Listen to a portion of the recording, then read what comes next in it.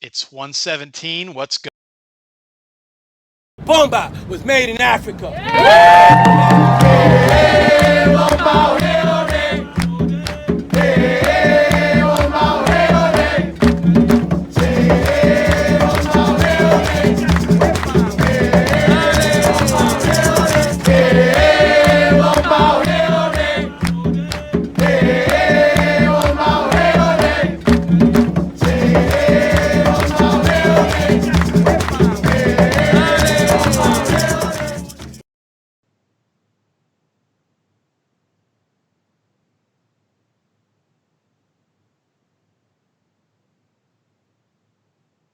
Okay. So the show is What's Going On here on LaGuardia Web Radio, WLGR. And sorry, we've had some technical issues with the Skype universe. My guest today is Jose Ortiz, who is a self-taught master of the Puerto Rican folkloric musical style Bomba. And he's going to talk to us today a little bit about the healing power of Bomba. But why don't we start by, you want to say hello, Dr. Drum? Hey, good morning. How are you? Good. And if you're hearing an echo, that's because that's part of the technical stuff. So just everybody let it go. Dr. Drum has performed here at LaGuardia Community College. He is a friend of the institution. And when he performed at our Hispanic Heritage event a couple of years ago, he was a big hit. And we have a lot of history, but I wanted to give you a chance first to talk about your own history. You want to talk a little bit about yourself, like your background and, studies, things like that, things you've done. So, yeah, talk about my background. It's very this because this life that I'm living now and how and how through social media and everything, my work has kind of grown and expanded. Whereas, at one time, playing a conga drum was right on the corner of your block. Right. And so that, my life growing up and my life now is two different worlds. And the reason why I'm explaining that is that this conversation that we're having about today about Bomba, in a sense, this whole experience is that I'm not actually like there hasn't been a formal way of traditionally learning about what is Bomba. There's not that one story. There are many stories. You may have to, for the audience, to even explain Bomba and what it is. Well, this is my point. We're talking about there's not really much to say when you say what is Bomba. It's the oldest African-derived music on the island, which is, The island of Puerto Rico, right? Puerto Rico. Right. So then you have to talk about, if you really want to know what Bomba is, no, you're not gonna. I'm not gonna tell you that in this show because there's too much to talk about, right? Right. But just to understand that what is Bomba for many of us that are learning about Bomba, what is that? What does that really mean for us? So it's a big story that's missing in our own lives. It's an experience that we did not grow up with. That's what Bomba is today for many people. It's not something that you just pick up a book and read about. Because, reading about Bomba and actually doing Bomba is two different worlds.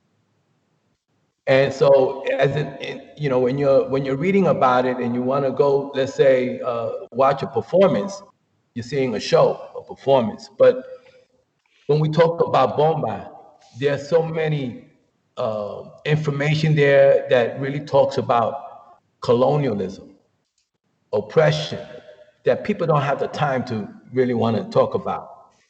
So it kind of exposes a lot of things that has been kind of buried in our own consciousness, buried. And you know what? So this is deep because today it's interesting how many people are, we're in the narrative of being Afro-Latinos.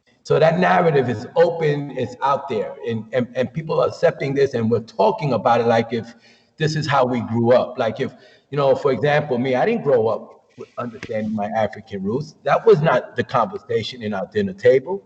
This all happened in the 21st century. Now that we're talking about Afro-Latino, we were not embracing that back in the 60s and 70s. Many Puerto Ricans that are doing bomba today were not doing it 20 years ago. We're not doing it 30 years ago, Well, right? I mean, yeah, probably the top, or let's say the music that was getting the most attention, like you said, in our youth, and you and I guess we're about the same age. I'm 58. Was obviously what people call salsa. And later today, I'm going to have Joe Conzo Sr. on, who was intimate of Tito Puente. He would have called Afro-Cuban jazz, but that was, at least in the Bronx, right? That was the central Hispanic music of the time, which was again mixed in with. I mean, the great salseros were the Puerto Rican New Yorkers, right? But the folkloric piece of bomba, like you said, because I've asked Joe, about it, and that did not play a role in Puente's life, who grew up in New York in the 20th century, like you said. Yeah. So I look at bomba as being that I think that's attracting a lot of people today is that it's an awakening of giving some clarity to their own identity. Like, wow, this is who I am. This is a part of me. I didn't know this. Like it wasn't passed on to me from my parents. I'm learning this now. This is what bomba is bringing out to the community. How did you come across bomba? You want to talk about that? Like, how did that begin? Right, and it did not begin with a workshop. It began. I was inspired by, it was a performance, right? It was a performance that even today, many people now are changing that understanding of the music, and when they want to go out to the community and let's say do some drumming for the community, people now are trying to separate the performance from what we're trying to do to how you say, to validate who we are as people. And so now we're seeing there's a difference between a performance and cultivating a culture. There's two different ideas, two different experiences. What was the performance you saw? You mean that was La Familia Cepeda, when Roberto Cepeda came to New York, and they were promoting the CD at the time called Dancing the Drum. And that was like the first time that I've ever experienced watching anything of that nature. And here I am, I think I was like maybe 41 years old, and I'm seeing this for the first time. And what were you seeing? Well, it was the bomba drums were on the stage. Hearing the sound of those drums compared to what I was doing before that, I was playing conga. I was into the salsa music. I was into the rumba, playing congas. And I never really got to hear the bomba drums. It was the first time that I got to hear the sound of bomba. And so not knowing what I was looking at, my point here is, and I think it's very important because that changed everything inside of me. Not knowing what I was looking at, but feeling it and saying, wow, I felt like that was a part of me. Not understanding it, but just my intuition was telling me, my gut inside was saying, this is who you are. So when you heard that drum, it was something within your DNA that was being triggered? Yeah, and that's hard to really tell people that, because I was just looking. So just imagine that I was born and raised in New York, and those 41 years that I've lived, I've never been on the island, Puerto Rico, never knowing Puerto Rico. The other part to this is growing up in my own household and not being able to talk about and learn about my grandparents. So this is the norm for me, living in, just being born and raised in New York. There's no conversation about the island. There's no stories about bombas or planas in my house. I'm just growing up. I'm just a New York Rican, and every year at the Puerto Rican parade, I'm out there, waving my flag. I'm just another Puerto Rican in New York, right? Right. And is it the piece about your grandparents, was that because of family dynamics, like whatever, I mean, Well, personal issues that you didn't talk about them, or was it just that your parents didn't see the need to do that? right. My parents was leaving something behind that they didn't want to, I guess, go back to. Obviously there was issues there that, when it comes to my own mother, like, she never really talked about the stories about her on the island. And so it was just, my culture, my environment was the streets in the Bronx. And so I was doing everything else. I was doing the hustle, the Latin hustle. And I remember back then, I was into competition, dancing and everything. That was my thing, and dancing salsa. Um, but never, there was no bomba and plana growing up for me. Yeah, and could you talk about? I mean, I know the Planeros de la 21, I think is one band, but talk. What's the difference between the two forms? Because we talk about them together. Is what's the difference between the two Well, forms? as a percussionist, someone who's drumming, there are two major differences. That's very, and I think it's at this time now, people already, you can go on to Google and you can get all that information. But yeah, the differences already is, the plena is something that came in the 1900s, whereas, the in the 16th century, bomba was already on the island. And so here, here plena comes in the early 1900s, and voila, there's plena. And so when we see plena, there is a picture that you can see that's very obvious. That's the drums. That's what you see. You can physically see that the drums are not the same, right? So you got three panderos, you got these panderos, these frame drums that you're using to play a plena rhythm, right? That's what you could see. Now, I say see because you can also hear, right? So you need to, there's two things that I think that we're not conscious about when we're listening to music. We're just using one of our senses. And sometimes I remember many workshops that I have given that when we talked about the music and when the students are coming to learn percussion, they say, and they all say the same thing. Wow, I never heard the cowbell and the clave until I took this percussion class. Like I've heard this song all my life, but I never really listened to the clave and the and cowbell. and it's been there, right? It's It's always been been in there the all the background time. of Right. So certainly Latin music. that's right. And so the reason why I mention that is that because, there's too many people that say, I know, and they don't really know, right? They just, they got this perception until someone wakes you up, until you open your eyes and someone says, look at this, see this. And then when you see it, you realize there's a difference. So, for example, I say that because when people say bomba y plena, that right there it says a lot about not understanding what you're saying, not realizing that they're not the same. They're two different Right. things. So, when you see bomba, you don't say bomba y plena. Bomba is bomba. Plena is plena. So that be clear that you don't just identify that genre with both words like if they're the same because they're I guess for me, it's because of when I have seen like the Planeros de la 21 came and actually performed at LaGuardia many years ago. Sean Galvin, who runs Liberty Partnership and who I worked for a period of time, brought them and performed. And it was the first time I was exposed to that type of music. And of course, they played both forms. So I guess yeah. that's why I associate them together. You're talking a little bit about the workshop, so we should we should take a minute to say the way that you and I met many years ago, because we've never we haven't talked too much about your background.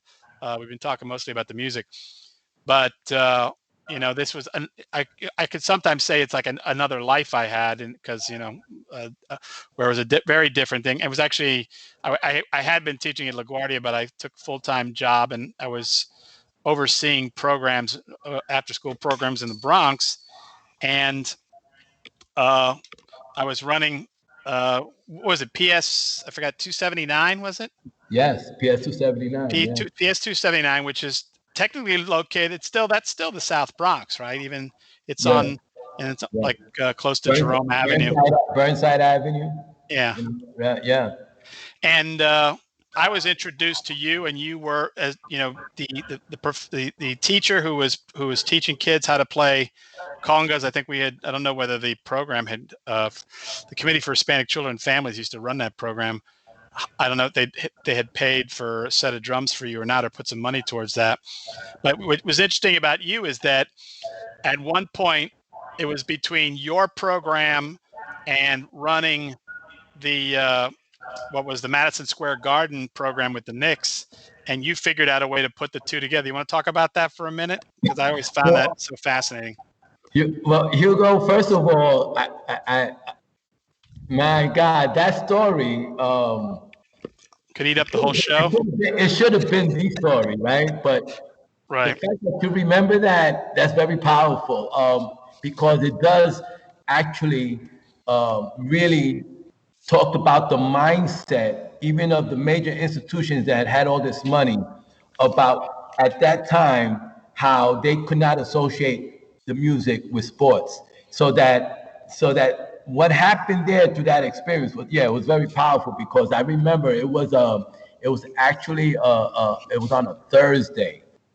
And the coordinator at the time was Susan Sushansky.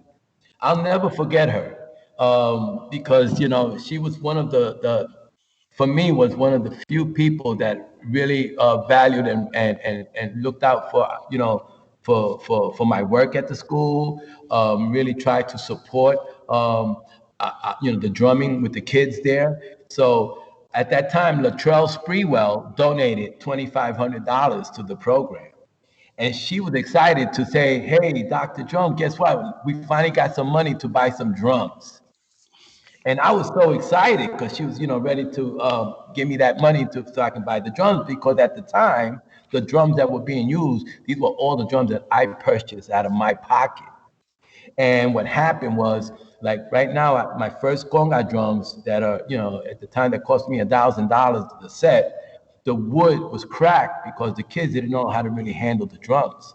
But I still brought them out there because there was no other choice. So I used my own, equipment, and so a lot of my drums were breaking, but it didn't matter. It was about, just getting the kids, connected. So Friday comes, and she says, "Oh, Mr. Ortiz, I got some bad news." And I said, "What happened?" She says, "The money that supposedly that I wanted to give you for your drums, we can't use it because they said the percussion is not related to the sports, So the money had to go to the buying gym stuff for the gym, basketball and stuff like that." So that weekend I go to Vermont, and I'm so upset, and because Monday, Madison Square Garden is coming over, and guess who's performing for them, right? Us. The drum program is performing for the Madison Square Garden, the same people that's saying that music has nothing to do with sports. And I'm upset. I'm saying, why do I got to perform for these guys if they don't think anything is, And so I came up with this idea, because back then I was using the rhythm chart to teach kids how to play the percussion. And this chart was, the word I used was colorful symbols, different symbols that represented different sounds of the drums. And that's how they used to play. That's how I used to teach the congas to the kids. So I took that same concept and I said, I'm going to take these symbols and I'm going to make basketballs out of them. And we're going to do the same rhythm pattern with the basketball, with the dribble. And so I connected the dribble with rhythm. And so that Monday, when they came, I told, and I wish I had that's the thing I regret, is I didn't have a video that day. But Right. but I told them, I said, it was a little sad to say that, that we couldn't get funded for the drums. But I wanted to say, and I told them, I said, I differ. I believe that sports and my drumming, they do have a connection. And I showed that and I proved it to them. So I had my kids, my students, and we showed them the charts. We had the basketballs on the charts there, and we did a rhythm called the pan logo, and we did the pan logo with the congas and the basketball dribbled. So the basketballs were dribbling the same rhythm that the conga drums were doing, and they were Oh my God! They right after that, Susan comes up to me. She said, "Oh, Dr. Drum, they're so excited. They're thinking about putting you on a halftime show for halftime." I said, "What?" So so here I am, like working out with the kids. We're trying to make it look good. We're gonna go to Madison Square Garden. We're gonna be on the halftime.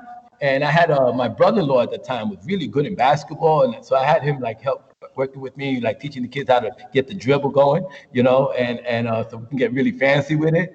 We're going to Madison Square Garden. We got to put on a show, man. So what happens? All of a sudden, we're watching it was the West against the East, and it was the halftime program, and Nike did a whole drumming thing, and I said, "Oh my God, they took our idea, and we lost our chance." Our moment in the sun. Yeah, man, and the only evidence I have was the Madison Square Garden. They did this newsletter, and I have a copy of that where it states that they came over to 279 and saw a drum basketball concert. Yeah, right. Yeah, that's the only proof that drums and basketball, was there's a relationship with rhythm and dribbling. Yeah. And so ever since now it's history. It's just Yeah. history. We're gonna mix it up a little bit here because we're really kind of in a different time zone at this point. Yes, Because we had yes. technical issues. But you had shared a video with me, and I want folks to get a load of what it's like to see some when you're working with your folks and performing.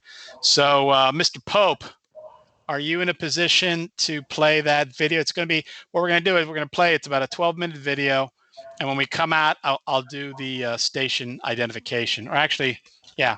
Maybe I'll just do the station ID now and I'll do it afterwards, which is you're watching and listening to what's going on here on LaGuardia Web Radio, WLGR.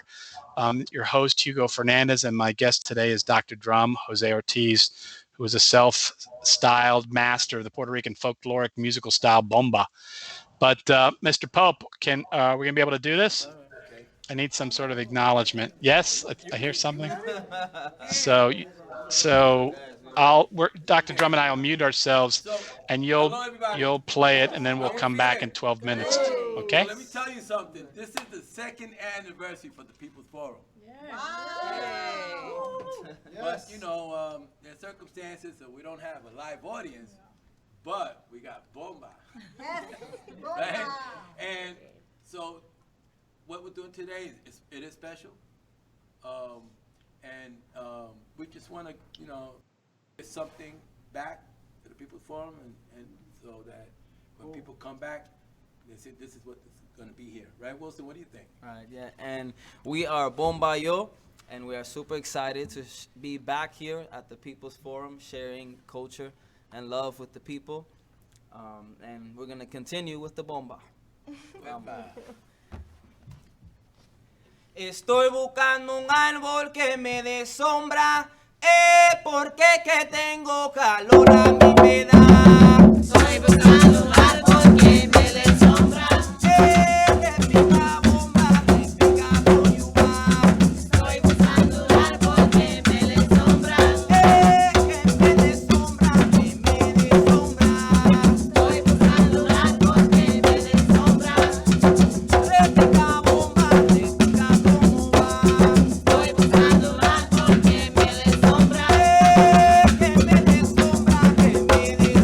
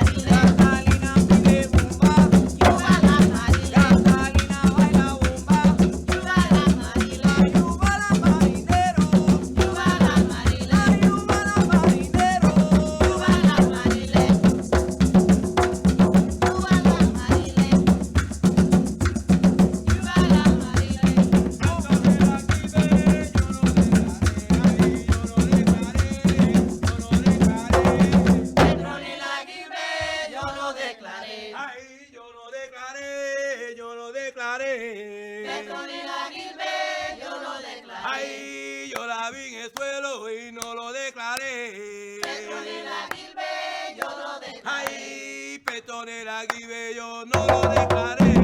Petronila Gilbert, yo lo declaré. Yo no lo declaré, yo lo declaré. Petronila Gilbert, yo lo declaré. Ay, yo la vi en el suelo y no lo declaré. Petronila Gilbert, yo lo declaré. Ay, pregunta Caridad, pregunta Rafael. Petronila Gilbert, yo lo declaré. Petronila Gilbert, yo no lo declaré. Petronila Gilbert, yo lo declaré.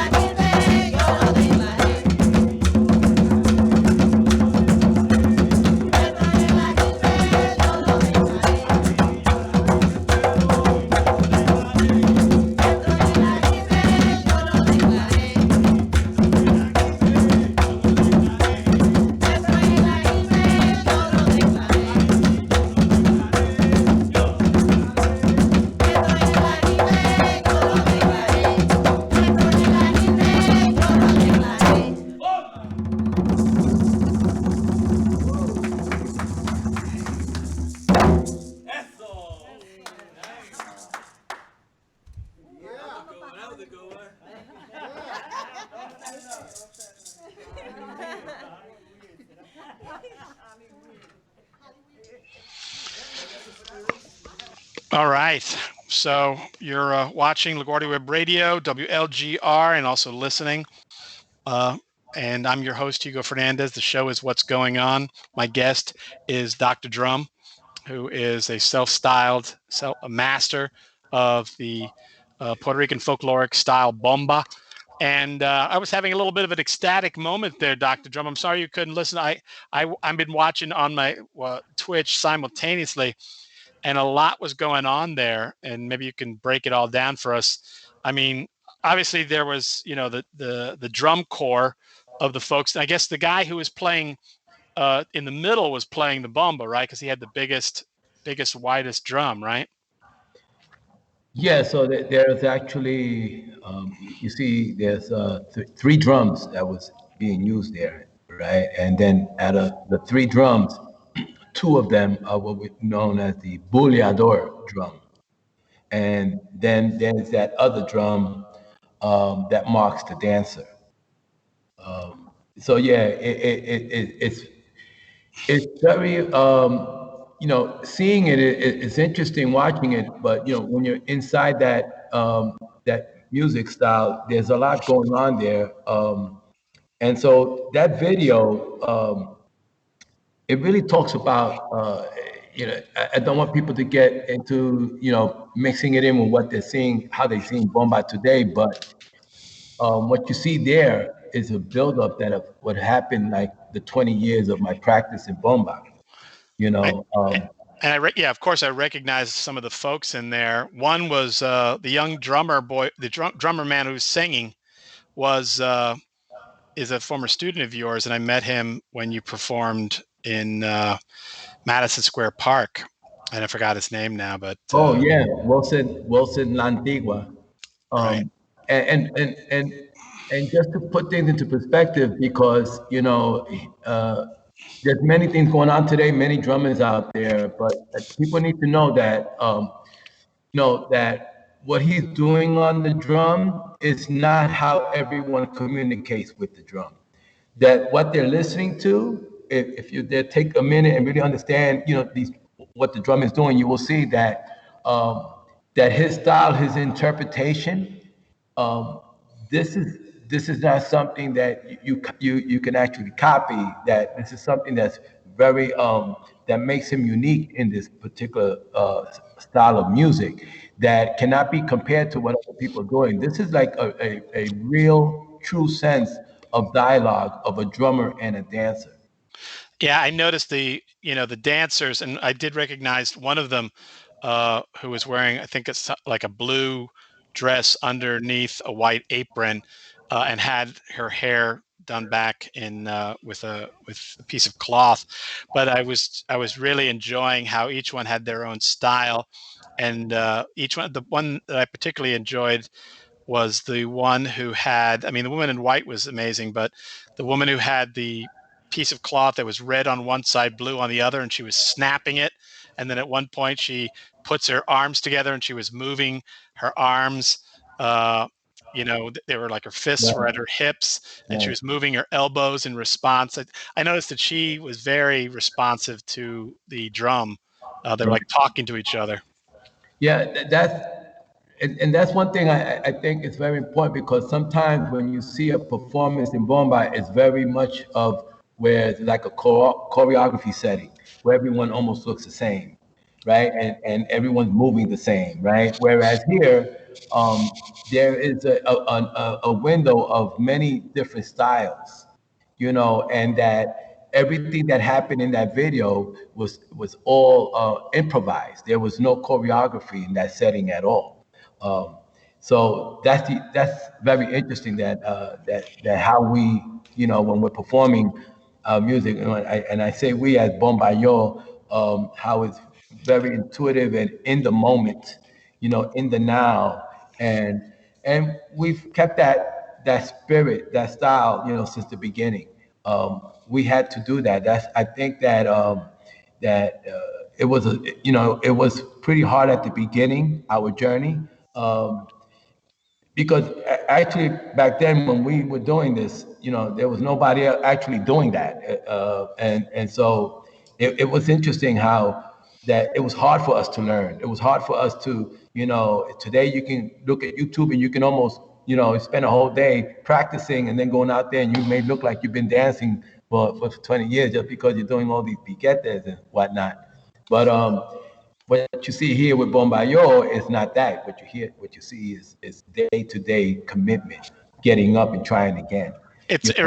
Yeah, it reminds me a little bit. I think the Los Muñequitos de Matanza, who are the Cuban folkloric group, I think they were also self-taught, even though Matanza is a central location for, the African diaspora in Cuba. But I also, one of the things I loved was the fact that you guys were switching drums, and then of course you got up and danced with the woman in white. Right. And it was really, like I said, for me, it was exciting, and I was being moved, and it touches me as well, being, mulatto, Cuban, touches something deep inside me when I see when I hear it, but when I see it, it's powerful. Yeah, I think that, so yeah, what happened was that one time I'm playing the primo drum, so Wilson is singing. And so that's why we rotated, because if we're going to sing, it's hard to really sing and mark the dancer. So there's a responsibility that when you're doing the primo drum, you're really focused on the dancer and everyone else doing their job.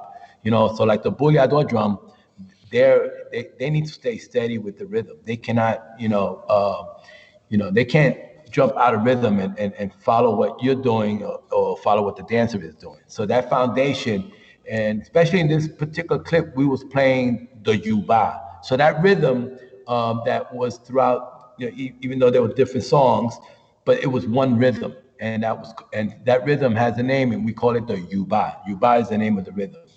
And so that's one of the rhythms of bomba, which are many. There are many rhythms. And for me is that I go into like, how many rhythms do I, if I say there's 30 rhythms, am I playing the 30 rhythms? No. So it doesn't matter. Like, no, it matters to me that in my practice of bomba, that I am able to, when I play a rhythm, that I can sing, dance, and play. Because those are the three elements that when you're going to be learning bomba, that's how you learn bomba. You don't just come in to be a drummer.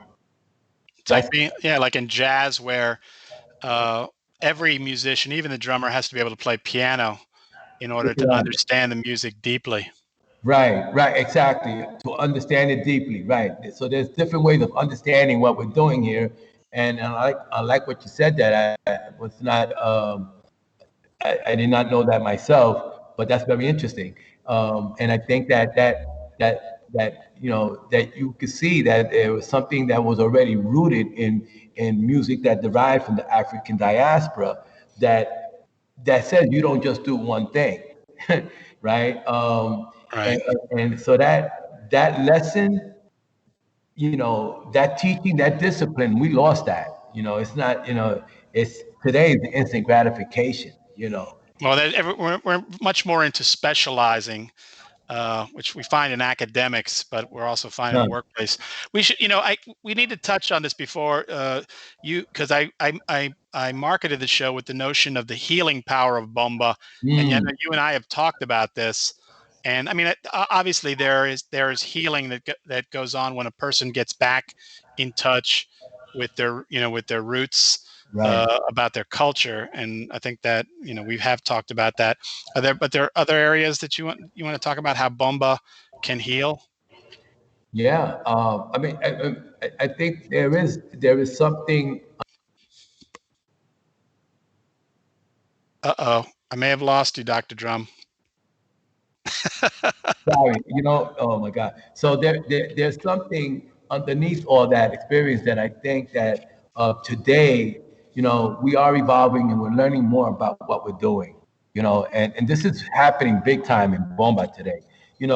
Today, like we are writing history. We're not rewriting it. We are writing it because we are actually discovering things that were not actually documented along the way, but from our own experiences, we're realizing that there's more to our story than just, the boom, boom, boom, boom, boom, boom, then the beat, right? And so today, the power, I'm realizing there's this power in that drum that even though it came to the island over 400 years ago, but what's happening here with the drum has been existing for thousands of years.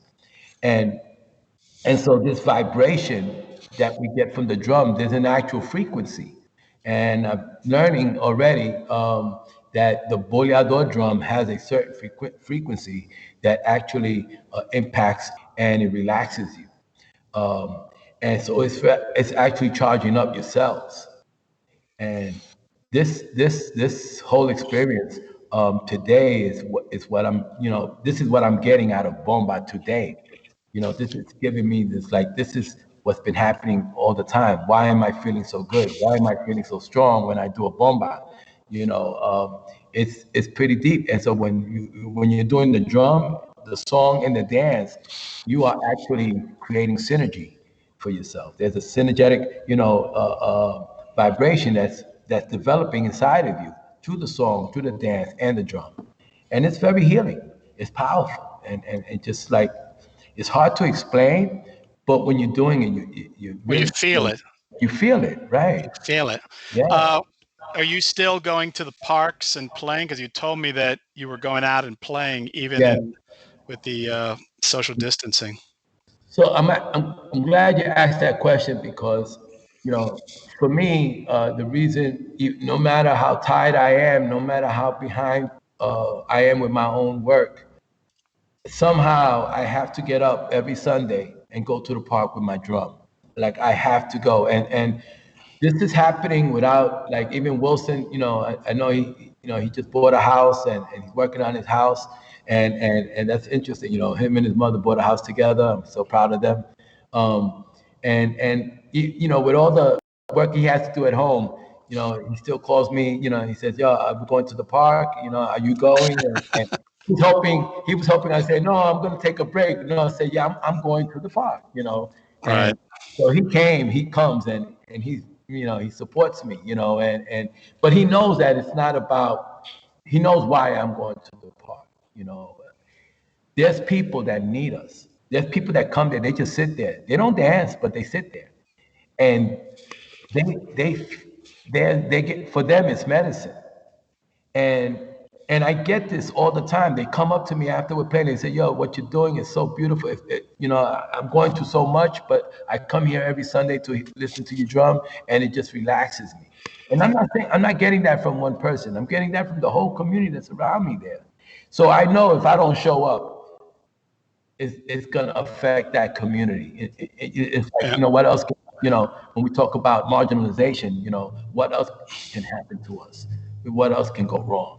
So this is like, for me, this is the last battle that I have in my life. This is my last, I don't know how to explain that, but it's when I come there to play, this is all I got to give. Right. This is everything that I can give. By the way, which park do you go play at? What's the location? The Joyce Kilmer Park, which is on 161st Street in Grand Concourse. And right. In case we have some Bronx listeners who want to stop by on Sunday. Yeah, I mean, we've been blessed with the weather, and so our fear is the cold weather coming in. How do we continue to give medicine, therapy to our people, to our community? Where do we get a space for that? That's the other problem that I think that I'm very, inside I'm very disappointed in when we talk about Puerto Ricans and, people in general, that the haves and the have-nots. Why, in 2020, that we don't have bomba therapy. We don't have a place where everyone is welcome to. We got everything else, but we don't have a space for bomba yet. Well, do you play bomba at the residency or involved with in the Bronx? I forgot the name of it. The Andrew Friedman home. Right. Yeah. So I'm here right now. So yeah, I am right after done talking to you. My next thing is to write a proposal for for the next few months here. Preparing what can we do for the winter. Is there will they be able to give me a space to provide this what I call affordable affordable health care to the community? Yeah, exactly. This is what it is. We're talking about you want to make affordable health care. This is why I created the Healing Dome, you know. And what is the Healing Dome? Oh my God, that's like I created a way of creating therapy for the mind through the bomba drum, using a miniature dome, a yoga mat, and a 6 foot tunnel, 17-inch diameter, where the body goes into, and all of a sudden the bomba drum is vibrating, starting from your feet. After 10 minutes, your whole body is consumed with a vibration that has over between 100 and 140 hertz. Now, when you putting that into your mind, that frequency is really therapeutic, and it's really doing something to the body. And so, yeah, this is what how we're moving forward with our bomba.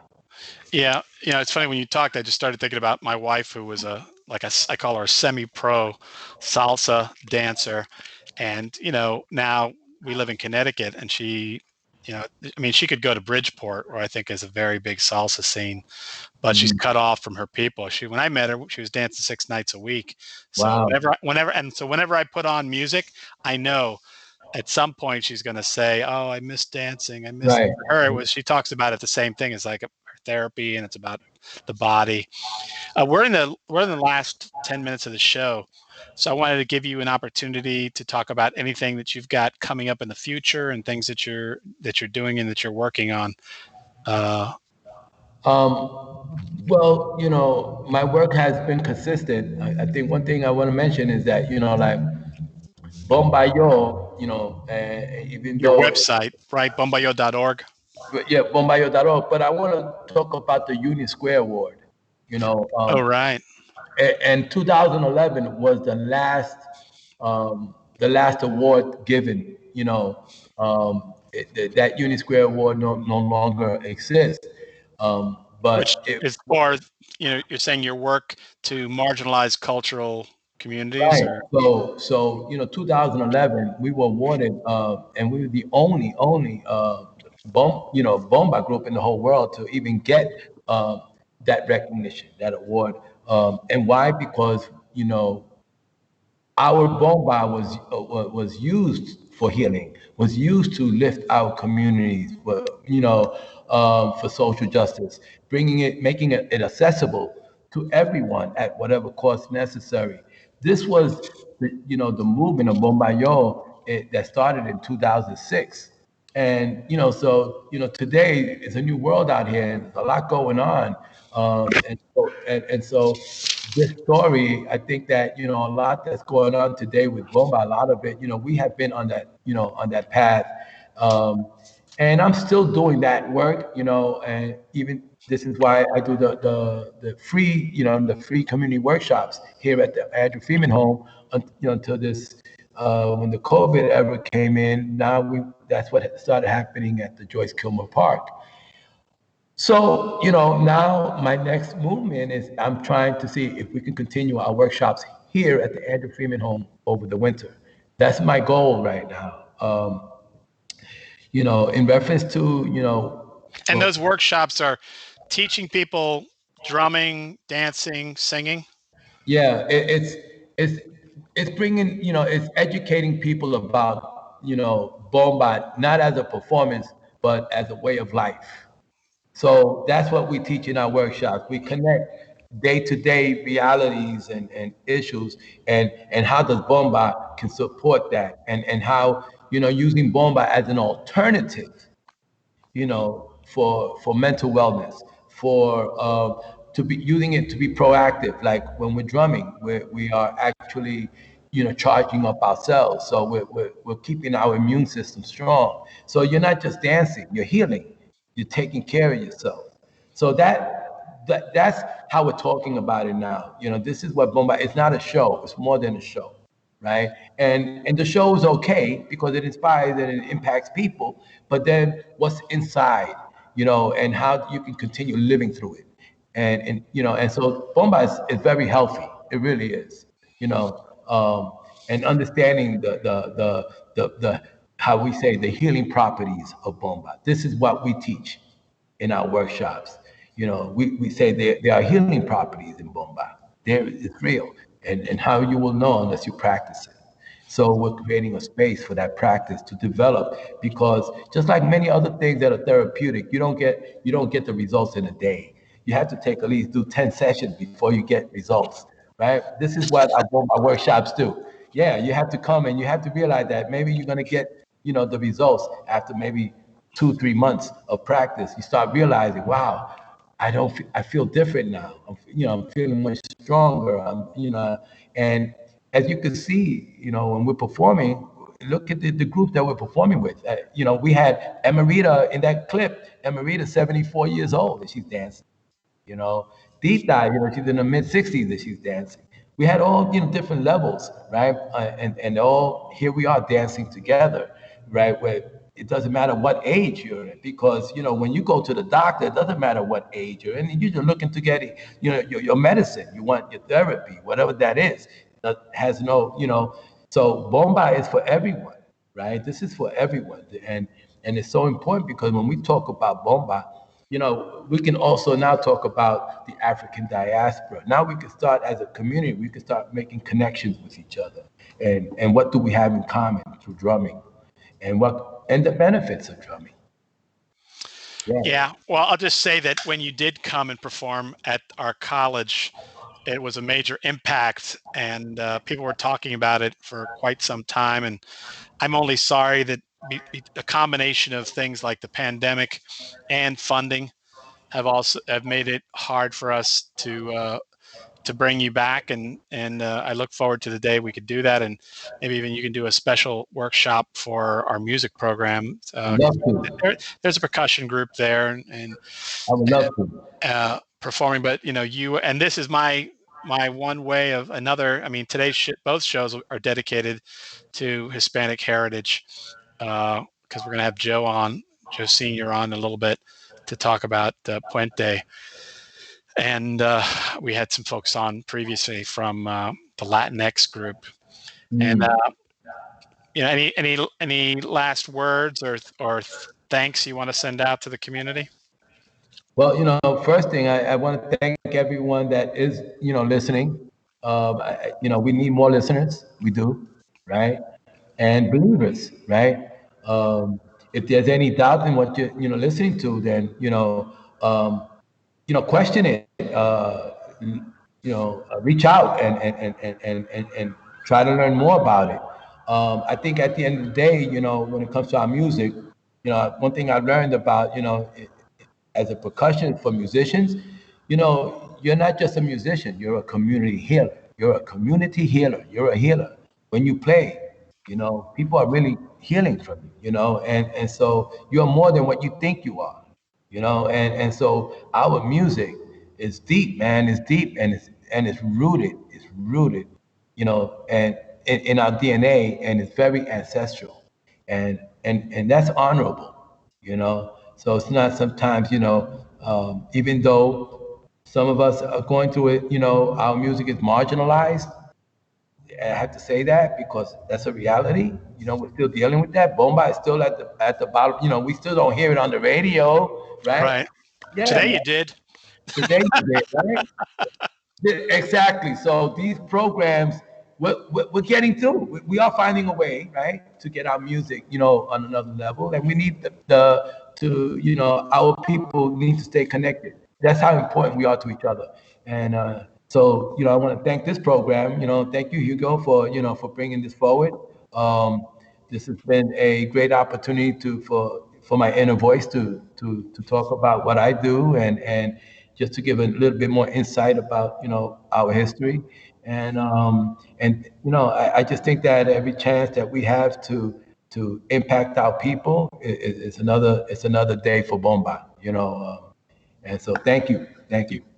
You got it. And another thing I would look forward to is if we can ever finish the little documentary we were doing, if I can get my crew back together and I can get back to the South Bronx, and I still got to get my dad's conga drum back from you and the bongos. If we can ever fix those things up and reskin them, because for me, those are sacred, Yeah, man. Yeah, sacred yeah. instruments, and I hear you. But anyhow, I just want to thank you, Dr. Drum. And today, you've been watching What's Going On. I'm your host, Hugo Fernandez, here on LaGuardia Web Radio. And my guest today has been Dr. Drum, Jose Ortiz, who is a self-taught master of the Puerto Rican folkloric musical style Bomba. You could find out more about him by going to the website Bombayo, that's BOMBAYO.org. He performs all the time, and he is a friend and been a guest here at the college.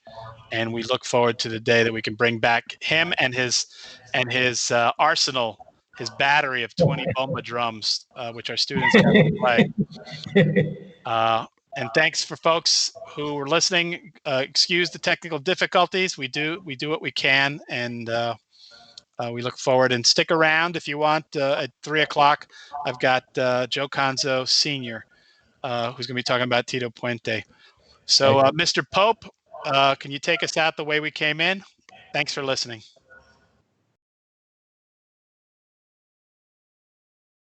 Bomba was made in Africa. Hey, bomba, hey.